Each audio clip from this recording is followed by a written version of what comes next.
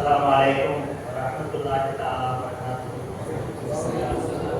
Alhamdulillahi kafa wassalatu wassalamu ala ibadihi alladhina istafa ma ba'd. A'udzu billahi minasy syaithanir rajim. Bi fadli bismillahir rahmanir rahim. Ud'u ila sabili rabbika bil hikmati wal mau'izatil hasanah. Shadaqallahu maulana al-azim. Wa qala Nabi sallallahu alaihi wasallam innamal a'malu binniyat wa innamal likulli imrin ma nawa wa kama qala alaihi salatu wassalam. கண்ணியம் நிறைந்த இந்த வரக்கத்தான மஜ்லிஸினுடைய தலைவரும் தமிழினுடைய முதல்வர் பிறந்தவை அவர்களே, இந்த 52வது வருட மனாலுகுதா மாணவர் மன்றத்தினுடைய துவக்கத்தை முன்னிலை வகித்து சிறப்புப்படுத்திக் கொண்டிருக்கிற நம் கல்லூரியினுடைய ஆசிரியர் பெருமக்களே, பாசத்திற்குரிய மாணவர்களே, எல்லாம் வல்ல அல்லாஹ்வின் மற்றாக அன்னையும் அன்பும் என்றென்றும் நிறைவாக விழுந்தங்களுக்குமாக நம் மீது இந்த பிரார்த்தனையோடு அருமையான மாணவ சகோதரர்களே, சங்கைக்குரிய உஸ்தாது பெருமக்கள் உங்களுக்கு தேவையான அதிகமான நசீகத்துகளை, தேவையான செய்திகளை நிறைய சொல்லி இருக்கிறார்கள். அப்பொழுதெல்லாம் எடுக்கப்படாத குறிப்பு நோட்டுகள், உங்களோடு சில காமெடிகளை வைத்து கொள்ள வந்த எனக்கு முன்னால் எடுக்கப்பட்டிருந்தது வேதனையாகத்தான் இருக்கிறது. இணையத்தில் மூச்சு கொடுத்து அழகா பேசுறாங்க, நிறைய விஷயங்களை சொன்னாங்க. அப்பெல்லாம் நீங்க யாருமே குறிப்பு எடுத்திருப்பீங்க. பிள்ளைங்க சிலர் விடாம எழுதாமல் இருக்கிறாங்க, விழாபரமாலாம் நிறைய எழுதியிருக்காங்க. அல்ஹம்துலில்லாஹ். அருமையான சகோதரர்களே, மனாலுகுதா மாணவர் மன்றம் மாத்திரமல்ல, பொதுவாக பேச்சு பயிற்சி தருகிற எல்லா மன்றங்களையும் நாம் நல்ல முறையில் பயன்படுத்திக் கொள்ள வேண்டும். நானெல்லாம் ஓதுகிற காலத்தில் மன்றத்திற்கு எப்படி நிமிக்கு கொடுப்பது என்பதிலே முதல் பரிசு கொடுத்தால் எனக்கு தான் தர வேண்டும். ஏன்னா இந்த மாதிரி உஸ்தாத்மார்களுடைய கவனம் கண்காணிப்பெல்லாம் அங்கே இருக்காது. மாணவர்களுடைய ஆதிக்கம் தான். யாரும் சரியா வராம நிமிக்கு கொடுத்தா அதுல முதல் பரிசு யாருன்னா எனக்கு தான் கொடுக்கணும். அந்த அளவிற்கு மாணவர் மன்றங்களை உதாசீனப்படுத்தியவர்களில் அதி முக்கியமானவர் நான். அதனால நான் அல்லாஹ்விடத்தில் அதிகம் நான் துஆ செய்வதுண்டு, யா அல்லாஹ், எங்க நான் பயான் செஞ்சாலும் நான் சிறந்த முறையில பயான் செய்யணும். மக்களுக்கு நான் சொல்லுகிற கருத்து அவர்களுடைய மனதிலே சென்று அமர்வுபடி பேச வேண்டும். அதற்கு தௌஃபீக் செய். அதே போல தொழுகை வைக்க வாய்ப்பு கிடைக்கும் இடங்களில் எல்லாம் சிறந்த முறையில் உனக்கு பயந்து நல்ல முறையில் தொழுவைப்பதற்கு நீ தௌஃபீக் செய் அப்படிங்கிற துஆவை நான் வறுமையா செய்து கொண்டே வருவதில்லை. காரணம், மன்றங்களை உதாசனப்படுத்தியதனுடைய பல்வேறு பின்விளைவுகளை, எவ்வளவோ அசிங்கங்கள் சிரமங்களை எல்லாம் நான் நேரில் அனுபவித்தது. அருமையான சகோதரர்களே, இந்த மன்றம் என்பது இருக்கிறதே, இதன் மூலம் பயிற்சி பெற்ற சிறந்த பேச்சாளர்களாக நீங்கள் ஆரம்பித்தீர்கள் என்று சொன்னால், ஒரு பேச்சாளர் நினைத்தால் கோழையையும் கூட வீரனாக மாற்றிவிட முடியும், ஒரு வீரனை கூட கோழையாக மாற்றிவிட முடியும். அந்த அளவுக்கு உண்டான ஆற்றல் இந்த பேச்சு திறனிலே இருக்கிறது. அதனாலதான் இன்னமின்னல் பயானில செய்யலாம் நான் எழுதிக்கொள்ளும். பயானிலே ஒரு சூனியத்தன்மை இருக்கிறது, ஒரு வசீகரத்தன்மை இருக்கிறது.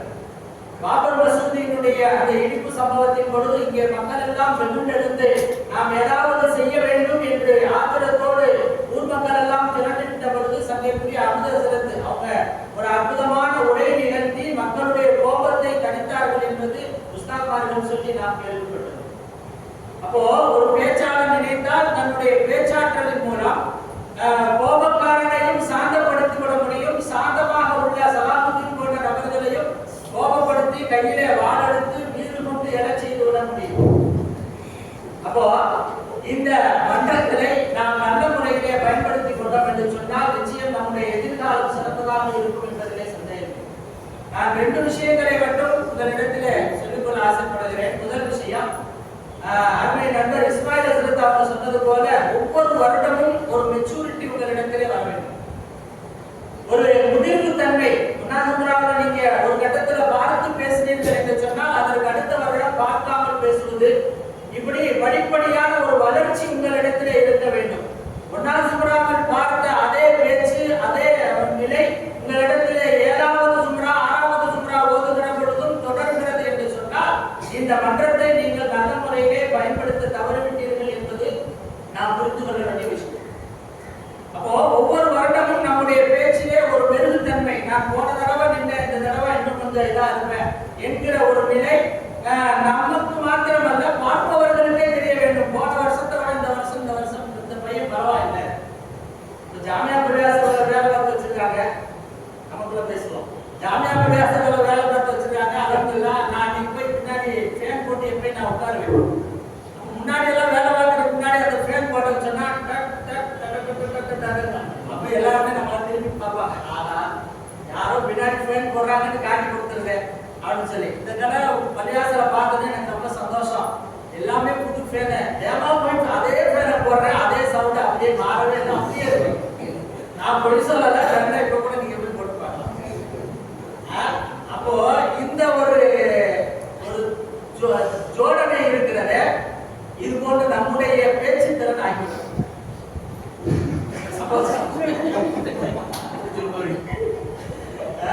அப்போ நாம தைரியமா பேசலாம், கிடையாது இதுல. அது வரைக்கும் அப்போ வருடத்திற்கு வருடம் நம்முடைய பேச்சிலே ஒரு முன்னேற்றம், பெருத்தன்மை இருந்து கொண்டே இருக்க வேண்டும். உங்களை வாரந்தோறும் கண்காணிக்கிற ஒரு ஜட்ஜு நாம் நியமிக்கல, ஆனா தானாவே ஜட்ஜு பொறுப்பை ஏற்றுக்கொண்ட ஒரு ஆளும் அங்கே இருக்கிறாங்க. வாரந்தோறும் வருவாங்க, உங்களை கவனிச்சுக்கிட்டே இருக்கிறாங்க. நீங்க என்ன பேசுறீங்க, எப்படி பேசுறீங்க, சென்ற வருடம் உங்களுடைய பேச்சாற்றல் எப்படி இருந்தது. நம்முடைய சங்கத்திய மாதோயா தசரத் அவங்க இருக்கிறாங்க. அம்மா நீங்க உங்களை விட அதிகமா மாணவர் மன்றத்தை பயன்படுத்தி கொண்ட மிகப்பெரிய பாக்கியசாலி அவங்க. அப்போ நம்மளுடைய உண்மை நிலவரம் கேட்டாங்க, அவங்கள்ட்ட கேட்டா தெரிஞ்சு தருவாங்க. நம்ம கூட மேல இருக்கிறோம், அது எங்கேயா ஊருக்கு போயிடுறோம். அவங்க வாரந்தோறும் விடாமல் உங்களை கண்காணிப்பவர்களாக இருக்கிறாங்க. அப்போ வருடத்திற்கு வருடம் ஒரு முன்னேற்றம் வேணும். இது சொல்ல வந்த முதல் செய்தி. இரண்டாவது செய்தி, நான் பல தடவை யோசிக்கிறது உண்டு. அதற்கு பேசுனா அதுல ஒரு மக்கள் ஒரு லைக் வருது. சையது பேசுனா ஒரு லைக்கிறாங்க, அப்துல் அஜீஸ் பாக்கர் பேசுனா ஒரு லைக்கிறாங்க. நம்மளும் அதே சம்பவத்தை தானே சொல்றோம். என்னுடைய மனதிலே வந்த ஒரு கேள்வி, அதுக்கு நான் பதில் அப்ப என் மனசுல தோணுச்சு, இதே நிகழ்ச்சியை தான் நாமளும் சொல்றோம், ஆனா மக்கள்கிட்ட அவங்களோட ஈர்ப்பு ஏற்படுவதில்லை, என்ன காரணம் அப்படின்னு நான் யோசிச்சேன். அதுக்கு நேற்று நடந்த ஒரு நிகழ்வு நான் அவங்கள்ட்ட சொல்லி காட்ட ஆசைப்படுறேன். நேற்று சனிக்குரிய நம்முடைய விழா தலைவர் நாசிரத் அவங்க நேற்று கல்யாணத்துல பேசினாங்க, ஒரு பயான் செஞ்சாங்க. அந்த பயான்ல இப்னு மஸ்ஊத் ரலியல்லாஹு அன்ஹு அவங்க சிறுபிள்ளையா, அது ஆறு குட்டையானவங்களா இருந்தாங்க. வீட்டுக்கு வேலைக்கு எங்க போகாம வீட்டுல இருந்தாங்க. அவருடைய மனைவி தான் வீட்டுகள்ல சில வேலைகள் செய்வாங்க, அதனுடைய வருமானத்தை வச்சு குடும்பத்தை வாழ்க்கையை ஓட்டிக்கிட்டு இருந்தாங்க அப்படிங்கிற அந்த சம்பவத்தை சொன்னாங்க. சொல்லுகிற பொழுது அந்த அம்மா சொன்னாங்களா, லக்கது ஷகல்தனி அந்த வலதுக்க அன் சதகத்தி அனி சதகத்தி, நீங்களும் உங்களுடைய பிள்ளையும் சேர்ந்து அதிகப்படியான உபரியான சதகா செய்வதை விட்டு எடுத்துட்டீங்க, என்னால் அது மாதிரி தான தர்மம் செய்ய முடியல அப்படின்னு சொல்லி தன்னுடைய ஆதங்கத்தை வெளிப்படுத்தியதாக, மனைவி வெளிப்படுத்தியதாக அந்த பயான்ல அது சொன்னாங்க. அப்போ இப்னு மஸ்ஊத் ரலியல்லாஹு அன்ஹு அவங்க சொன்னாங்களா, நீங்க வேணும்னா ரசூலுல்லாஹ்ட்ட போய் கேளுங்க, இதனுடைய தீர்வு என்னன்னு சொல்லி ரசூலுல்லாஹ்ட்ட போய் கேளுங்க அப்படின்னு அந்த அம்மா வர்றாங்க. வந்து ரசூல் ஸல்லல்லாஹு அலைஹி வஸல்லம் அவங்கள்ட்ட கேட்கிறாங்க. அப்ப பெருமானார் சொன்னாங்க, நீ உன்னுடைய கணவருக்கும் உன்னுடைய பிள்ளைகளுக்கும் செலவழிப்பது உனக்கு ரெண்டு வகையான நன்மையை தரும். ஒன்று உறவை பேணியதற்குண்டான நன்மை, இன்னொன்று சதகா செய்வதற்குண்டான நன்மை இப்படின்னு சொல்லி இந்த நிகழ்வு வரும். இப்போ இதற்கு முன்னாடி நான் இந்த சம்பவத்தை பல தடவை நான் பேசியிருக்கேன். ஆனா நாம எப்படி பேசுறேன்னு சொன்னா, ரசூல் ஸல்லல்லாஹு அலைஹி வஸல்லம் பெண்களுக்கு மத்தியில கடந்து போறப்ப நீங்க நிறைய நரகத்துல இருக்கிறத நான் பார்த்தேன், அதனால தான தர்மம் செய்யுங்கன்னு சொன்னாங்க. உடனே ஜைனப் அம்மா வந்தாங்க, வந்து ரசூலுல்லாஹ்வுடைய வீட்டு வாசல்ல நிப்பாங்க. அப்ப ஜைனப் வந்திருக்காங்க, யா ரசூலல்லாஹ் உங்களை பார்க்கணும்னா அப்ப பெருமானார் கேட்டாங்களா, ஐயோ இல்லையா நீங்க எந்த ஜைனப் வந்திருக்காங்க, அப்ப இப்னு மஸ்ஊதுடைய மனைவி வந்திருக்காங்க. அப்ப உள்ள வரவழைச்சு கேட்கிறப்ப அவங்க இந்த கேள்வியை கேட்கிறாங்க, என்னுடைய கணவருக்கும் என்னுடைய பிள்ளைகளுக்கும் செய்வது சதகாவா ஆமாங்க. அப்ப ரசூல் ஸல்லல்லாஹு அலைஹி வஸல்லம் அவங்க அதுல உனக்கு ரெண்டு நன்மை இருக்குன்னு சொல்லி இந்த விஷயத்தை சொல்றாங்க. இப்ப நாம ஒரு முனிப்புள்ளு தான் தெரிஞ்சிருக்கோம். அதுல அதற்கு நேற்று பயான் செய்யறப்போ அந்த மனைவியினுடைய பேர் ராயித்தான்னு சொன்னாங்க. அப்ப இந்த சம்பவத்துக்கு அதுக்கு சம்பந்தம் இல்லை போல இருக்கு. ஆனா இப்னு மஸ்ஊதுடைய மனைவி ஜைனப் அம்மா தானே இருக்கு அப்படின்னு சொல்லிட்டு நேற்று நான் நெட்ல இந்த செல்போன்ல தட்டி பார்த்தேன். இப்னு மஸ்ஊதுடைய மனைவி பேரை தான் முதல்ல அப்படின்னு பார்த்தப்ப ஜைனப்னு வந்துச்சு. அப்ப அப்ப ராயித்தாண்ட அதுன்னு சொன்னாங்களே, அது யாரு வேற யாருமா இருக்குமான்னு சொல்லி சௌஜத்தி குடும்ப சூழ்ந்து ராயித்தா அப்படின்னு அடிச்சேன். பார்த்தா ராயித்தாங்கிறது அவருடைய அசல் பேரு. ஆனா மகரூபத்துக்கு ஜைனப், லைனப் என்பது வந்து மக்களுக்கு மத்தியிலே அறியப்பட்ட பெயர் அப்படிங்கிற ஒரு விஷயம் அதன் பிறகுதான் கிடைச்சிச்சு. அப்ப அந்த அம்மா இந்த மாதிரி தன்னுடைய ஆனந்தத்தை வெளிப்படுத்திய பொழுது இப்னு மஸ்ஊத் அவங்க சொல்லுவாங்களா, கூடுதலாக கிடைத்த செய்தி அந்த அம்மாட்ட சொல்லுவாங்களா, நீ போய் ரசூல் ஸல்லல்லாஹு அலைஹி வஸல்லம் அவங்கள்ட்ட கேளு, இப்படி செலவழிப்பதில் உனக்கு நன்மை எதுவும் இல்லை என்று பெருமானார் சொன்னால் நீ இனிமேல் அப்படி செய்ய வேண்டாம் என்று உன்னிடத்தில் நீ அப்படி செய்வதை நான் விரும்பல, நீ எங்களுக்காக செலவழிப்பதை நான் விரும்பல, ஏன் நீ இதுல செய்யறதுல உனக்கு நன்மை எதுவுமே இல்லாட்டி எங்களுக்காக நீ செலவழிக்க வேணாம், நீ போய் ரசூலுல்லாஹ்ட்ட கேட்டு வா அப்படிங்கிற ஒரு வார்த்தையை சொல்லி அனுப்பினார்கள் என்பதை நான் பார்க்கிறேன். அப்போ இந்த துல்லியம், இந்த தெளிவு இருக்கிறது. இதனாலதான் அவங்க பேச்சாளராக இருக்கிறாங்க. நான் மட்டும் 1000 ரூபாய் 1500 ரூபாய் பேச்சாளர். அதான் அப்போ நாம வரலாறுகளை படிக்கிற பொழுது அப்துல் அஜீஸ் பாக்கரி உங்களுக்கு பயான்ல கேட்டுப்பீங்க. ஒரு விஷயம் நீங்க கேட்கிறீங்கன்னு சொன்னா கேட்டுட்டு போய் அப்படியே கட்டிடக்கூடாது. நான் நிறைய இப்படித்தான் நிறைய படிப்பினைகளை வச்சுக்கிட்டு அந்த ஹதீஸ்களை நான் இந்த மாதிரி செல்போன்ல டைப் பண்ணி பார்த்தா முன்பின் சில நிறைய விஷயங்கள் அதோடு தொடுக்கப்பட்டிருக்கும். அப்புறம் பார்த்தா தான் தெரியும். அப்ப அவங்க அதெல்லாம் நுட்பமான விஷயங்களை பேசுறதுனாலதான் பேச்சாளராக இருக்கு. அதனால நாம் பேசுகிற பொழுது, ஒரு நிகழ்வு எடுக்கிற பொழுது, ஒரு அடுத்த ஒரு சம்பவத்தை சொன்னாங்கன்னு சொன்னா அதை கேட்டு போய் அப்படி பேசாம அது கிதாபுகளிலே தேடி பார்த்தா அதனுடைய முன்பின் விஷயங்கள், அது சார்ந்து இருக்கக்கூடிய இன்னும் அதிகப்படியான செய்திகள் எல்லாம் நமக்கு கிடைக்கும். அப்ப மக்களிடத்தில் அதை பேசுவது ரொம்ப ஆதாரபூர்வமா துல்லியமா நம்ம பேசலாம். எதற்கும் அங்க கேட்டோம், அதை அப்படி இருக்கணும், எங்க இருக்கு யாரும் கேட்டுவாங்களோ, கேட்காத வரைக்கும் சந்தோஷம் அப்படிங்கிற எந்த பயமும் தேவையில்லை. நான் கிதாபுல பார்த்தேன், அந்த கிதாபுல இருக்கிற பக்கத்துல இருக்கு அப்படின்னு துல்லியமா பேசுவதற்கு உண்டான ஒரு பக்குவத்தை நாம அறிந்து கொள்ள வேண்டும். அப்படி பெற்றுக்கொண்டோம் சொன்னா நிச்சயம் நாம் பேச்சாளர்களாக ஆயிடும். அதே போல இன்னொரு கூடுதலான இன்னொரு விஷயம் என்னன்னு சொன்னா, பேச்சாளர்கள்ங்கிறப்ப ஒரு தோரணையும் நாம ஏற்படுத்திக்கலாம். அது உடம்பு பெருசா இருக்கணும் அப்படிங்கிற அவசியம் கிடையாது. இந்த தாடி, சுண்ணத்தான தாடி, அதே போல வந்து உடை விஷயத்துல நான் அதிர்ந்தவங்க கூட கேட்டேன், இந்த மாதிரி உடை போட்டுக்கிட்டு இதெல்லாம் இது பண்றாங்களே, இதெல்லாம் தேவையா, எனக்கு அது பிடிக்க மாட்டேங்குதுன்னு சொன்னேன். அப்ப அது சொன்னாங்க, இல்ல அதுவும் கூட ஒரு வகையான சுண்ணத்து அப்படின்னு சொன்னாங்க. ஒரு முக்கியமான சில கூட்டங்களுக்கு போறோம் அப்படிங்கிறப்ப அதற்கென்று பிரத்யோகமான சில உடைகள் நாம வச்சுக்கிறது. இப்ப அதற்கெல்லாம் ஏதாவது கல்யாணம் காட்சின்னா ஒரு விசேஷத்துக்கு போடுவாங்க, ஆத்தியெல்லாம் பார்த்துருக்கீங்களா? அப்ப அதற்கென்று ஒரு உடை இருக்கிறது நல்லதுதான். அது வந்து இந்த நடிப்பு எடுத்துக்காட்டுறது அப்படிங்கிறதெல்லாம் இல்லை அப்படிங்கிறது நாம் பேச்சாளர்களிடத்திலிருந்து எடுத்துக்கொள்ள வேண்டிய முக்கியமான செய்தி. அதற்கடுத்து நமக்கு தோன்றிய இன்னொரு தோரணை என்ன சொன்னா, சுண்ணத்தான தாடி. அது நம்மளுக்கு எப்போ வரல. அந்த தாடி நம்மளிடத்துல வந்து கண்டிப்பான முறையில இருக்கும். நான் 10 வருடங்களுக்கு முன்பு இங்கே இதே இடத்துல அமர்ந்து பாடம் நடத்தி கொண்டிருந்த பொழுது அப்பதான் அந்த விஷயம்லாம் எழுதுறாங்க. அதாவது பாட நேரத்தில் யாரும் உள்ளே வரக்கூடாது அப்படிங்கிறதெல்லாம் வந்து எழுதப்படப்படுது. அந்த சமயத்துல ஒரு மதியான காலையில லாஸ்ட் பீரியட் அந்த இடத்துல உட்கார்ந்து பாடம் நடத்திக்கிட்டு இதே நஃபாயிஸ் கிதாப்னு நினைக்கிறேன். காலையில முதல் பீரியட் எனக்கு ஹதீஸ் கிதாப் நடத்தி கொண்டிருக்கும் பொழுது அழுக்கான உடை அணிந்த ஒரு மனிதர், அவர் வெத்தலை போட்டிருக்கிறாரு. வெத்தலை எச்சி அவருடைய தாடியில ஒழுதுகிட்டு பார்க்க ஒரு இதா இருக்கிறார். எனக்கு அவரை பார்க்கவே பிடிக்கல. அவர் ஜன்னலுக்கு வெளியே நிற்கிறார்.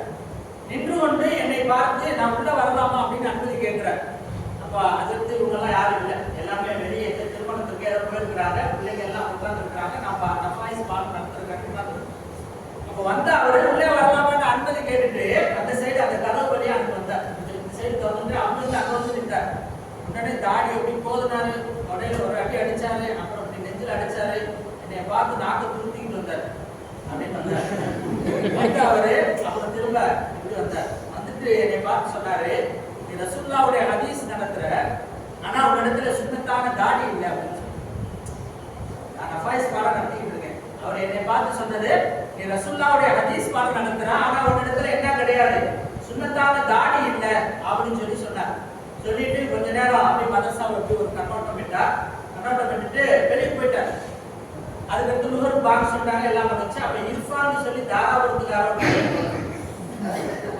அந்த பைய நுகர் தொழுதுட்டு எங்க ரூமுக்கு வந்தா, அதுல அவர் வந்து சாப்பாடு எதுவும் மிச்சம் தான் கேட்கிறாங்க, சாப்பிடலாம் மிச்சம் இருந்தா கொடுப்பா சாப்பிடணும் அப்படின்னு நான் சொன்னேன். அப்போ அரைவாங்க சாப்பிட்டு போயிட்டாரு. திரும்ப நான் 3 மணிக்கு பாடத்துல வந்து உட்கார்ந்தேன். அப்போ அந்த பையன் வந்து சொன்னான், இதுல அவர் போறப்ப உங்களுக்கு சலாம் சொன்னாரு, நான் யாருங்கிறத உங்க அஜத்து தெரிஞ்சுக்கிட்டாங்க, அவருக்கு என்னுடைய சலாம சொல்லிடு அப்படின்னு போயிட்டாங்க அஜத்து அப்படின்னு சொன்னாங்க. அந்த ஒரு நிகழ்வு இருக்கிறத என்னுடைய மனதை இப்ப வரைக்கும் ஊட்டிக்கிட்டு தான் இருக்கு. ஆனா இன்னும் எனக்கு சுண்ணத்தான தாடி அப்படிங்கிறது அந்த ஒரு மனம் முனைப்பு என்ன செய்வதில்லை, வருவதில்லை. அப்போ நாம் நம்முடைய அந்த பேச்சாற்றல் எல்லாவற்றையும் வளர்த்து கொண்டாலும் கூட அதையும் தாண்டி சுண்ணத்தான கோலம், ஒரு தோற்றம், அமைப்பு இவைகள் எல்லாம் ஏற்படுத்திக் கொள்கிற பொழுது சமுதாயத்தில் ஒரு அங்கீகரிக்கப்பட்ட நம்மளால் 4 மக்களுக்கு பிரயோஜனம் தருகிற நல்ல பேச்சாளர்களாக ஆகுவது, அதுதான் இந்த மன்றத்தினுடைய முக்கிய நோக்கம். பேச்சாளர் என்று பறைசாற்றிக் கொள்வதற்காக வேண்டி நீங்கள் வளர்க்கப்படவில்லை. உங்களின் பேச்சை கொண்டு இந்த சமுதாயத்தில் ஒரு எழுச்சி, ஒரு மாற்றம் ஏற்பட வேண்டும். அப்படிப்பட்ட பக்குவம் நிறைந்த பேச்சாளர்களாக நீங்கள் எல்லோரும் உருவாக வேண்டும்.